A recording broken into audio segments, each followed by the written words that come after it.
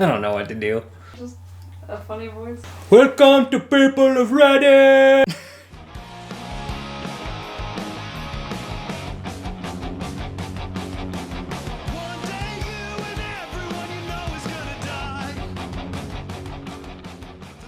More specifically, to the Entitled People subreddit, where we find out that Karens and "I'd like to speak to your manager" culture isn't just specific to the US. Our first post for the day comes from, I don't know how to say that, so I'm just gonna read it.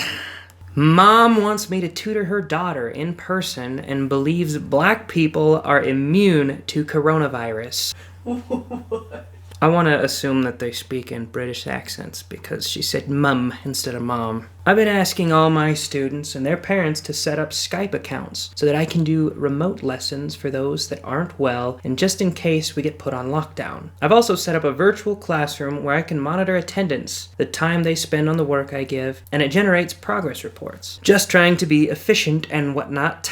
After sending emails with instructions and information, one of the parents calls me. She told me a friend of hers wanted me to tutor her daughter, and I said if she calls me, I can add her to my waiting list. I get the call, and this is basically how the conversation went. Mum, can I add my daughter to your students? She goes to this school, and I was told you used to teach there. Yes, I did. There are no spaces right now, so I'll add her to the waiting list. And if we go into lockdown and she wants daytime tuition via Skype, then I can do that. You can't come to our house? No, I don't travel to other homes since my insurance only covers my home or public spaces. Also, if we're in lockdown, it wouldn't be safe for either of us. Oh, that will be okay, love. Black people can't get the coronavirus. Yeah, actually, everyone can get it. That's how viruses work. No, rubbish. I heard on WhatsApp that black people are immune. It will be okay. I'll make you tea with ginger and you'll be fine. I eventually managed to convince her that if lessons happened between me and her daughter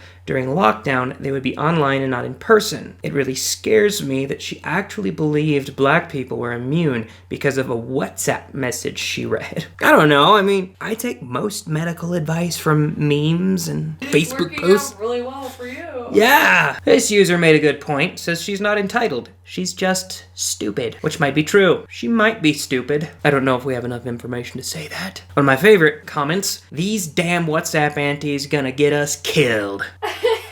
Shatora Dragon says, $5 says this mom just got suckered into a LY or doTERRA startup oil kit. Yeah. You sell 3 rolls of toilet paper to one person. They have to sell them below, and if they don't, they have to pay for them. Yeah, we'll start a pyramid scheme with toilet paper. Next post comes from user Thornwall68. Can I use your card? This is the first time I'm posting here, and it just happened literally a few minutes ago, so sorry for the formatting. I was at my favorite bookstore buying one of my favorite comic book series. After I picked out the most recent edition, I headed out to the counter to pay. As it was almost my turn, a woman came up to me, and the conversation went like this. Excuse me, young man. Yes, can I help you? Do you have a bookstore membership card? At first I thought she was going to ask how I was going to pay for the book. Until she asked this. Yes, I do. Good, can I borrow it so that I can pay for my stuff real quick? Members of the bookstore get a special discount. I'm not lending my card to a total stranger just so they can enjoy the discount they don't deserve. Besides, some stuff you have already earns you a 20% discount. Oh, please, it's not like I'm gonna steal it or anything. I'll just scan it and use my credit card. She rolls her eyes as she takes out her wallet. Like I already said no. She still assumed. She's like she'd be a great car salesman. And if she was, she could probably pay for her own membership card. Ma'am, it doesn't work like that. After you scan the membership card, you have to scan your fingerprint to confirm payment. I can see her visible frustration plastered onto her face. So, can't you just scan it for me? The cashier, awesome guy, obviously heard the conversation and decided to step in. Ma'am, why don't you apply for a membership? It's $30 for signing up, and you can get the same amount as a starting balance. Fine! Quickly steps back in line, and I paid for the book and left. Sugary Space Sprinkles had a commiseration comment. I had a lot of similar experiences back in high school. I'd have to take the bus to and from school, and every day after school, the bus stop would be absolutely packed full of students, and would all rush the door once the bus came, not even giving people a chance to get off, as they would push and shove their way to the point where there was now a security guard and police officers at the stop to form a line and let passengers and elderly off first. That was one sentence. Nope, there was a period. Never mind. Anyway, I had to use a bus pass, as it was much cheaper in the long run than paying every day. And every now and again, I'd get other students asking if I'd pay for them, or if they could borrow my pass. I'd decline, obviously, as 1, it's my pass, and I wouldn't give it to a stranger, and 2, string passes was not allowed, as it would become void if the driver caught you doing so. I'd of course get cursed at and scowled, but I didn't care. Most people would sneak on the bus anyway by shoving through or going through the back door without paying. Imagine getting mad at somebody for not giving you a free thing. Hey, I want that thing you have. Nope. Fuck you, man. You don't gotta be a dick. White Wolf Dreamer says, the store I used to work at gave employees a discount card.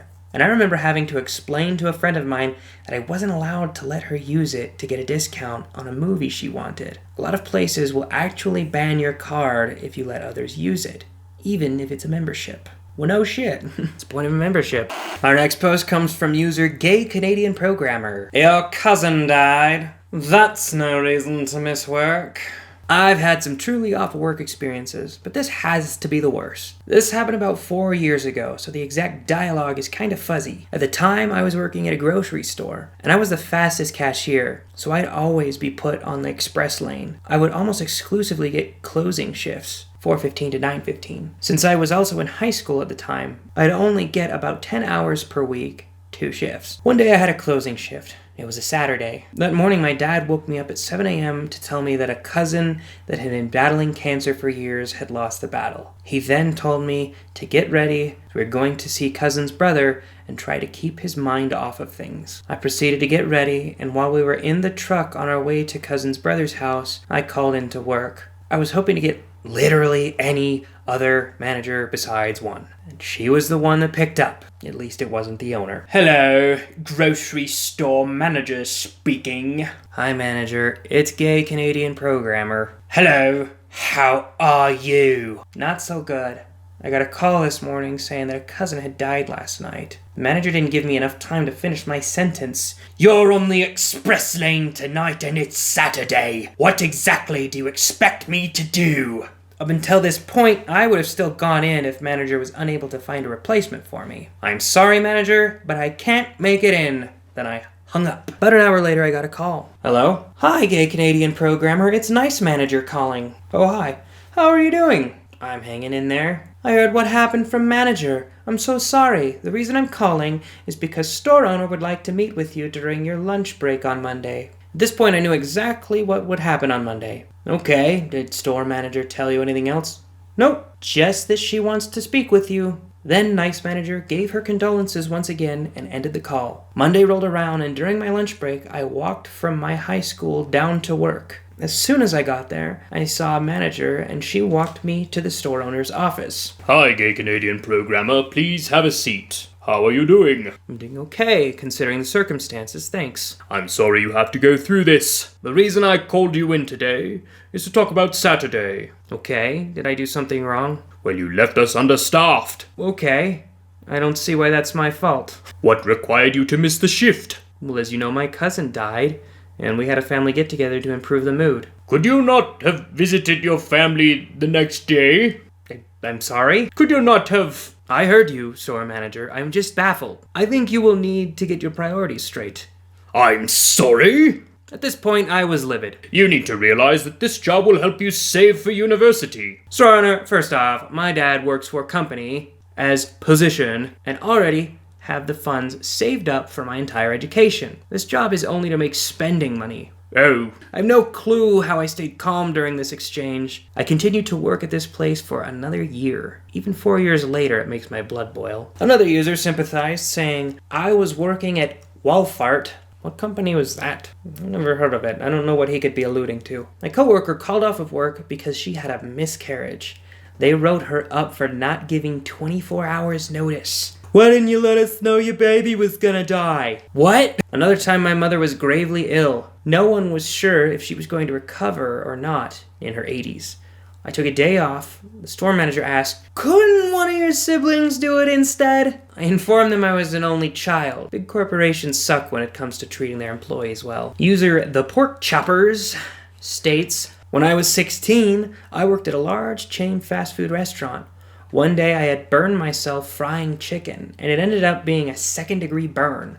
My manager wouldn't let me get help or wouldn't let me go. By chance, my mom, who is an LPN, came and saw my arm and flipped out. She cussed my manager out, ran to her car to get supplies to tend to my burn.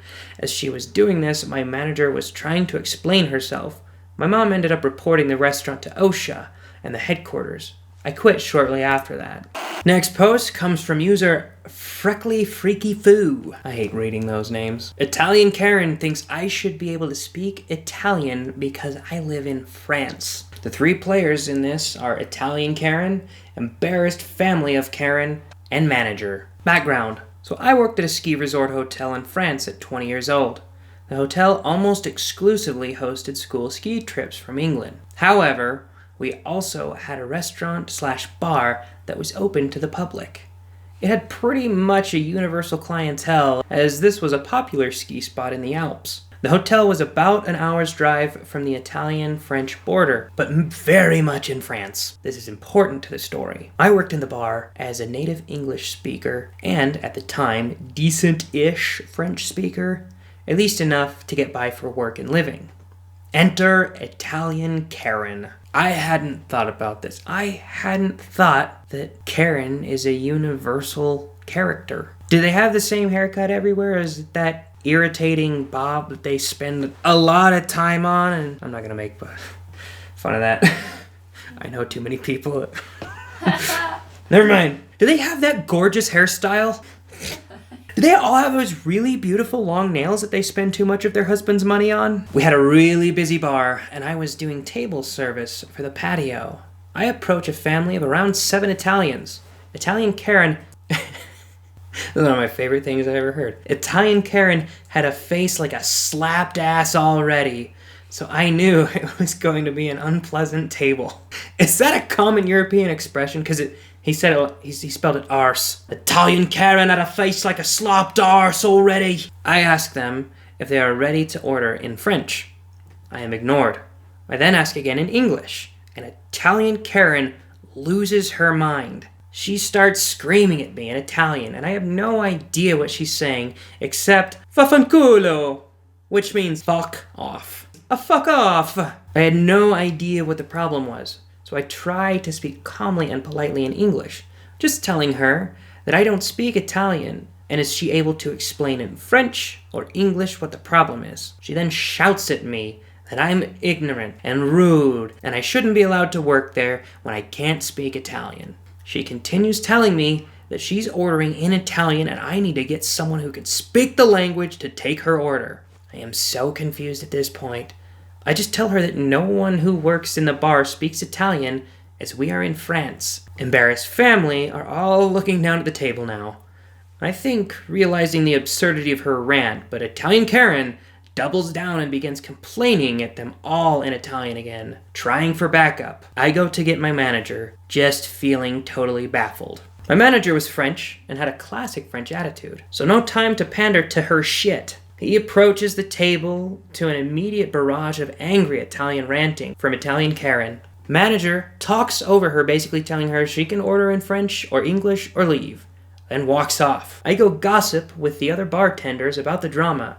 Italian Karen and her family leave in a mega huff and then leave a 1-star TripAdvisor review as revenge. They don't speak the language that I speak! Everybody should have learned my language! I thought that was a specifically American problem. Like, you guys always act like that's just us. Like that's just Americans saying, we don't speak Mexican here. But apparently Italian Karens exist. A stroke of irony here, though, Shobs and Shabs asks, what language was the review in? Glad your manager took care of it. OP responds, after all that, it was in English. Wonder if it was shitty Google Translate English. I are hate you stupid restaurant food house. Well, thank you for joining us on Entitled People today. And as a fairly entitled person myself, I know that I am entitled to your likes and to your subscribes, so do that. God, I hate saying like and subscribe. It's almost demeaning. Come back for more hapless bullshit on People of Reddit.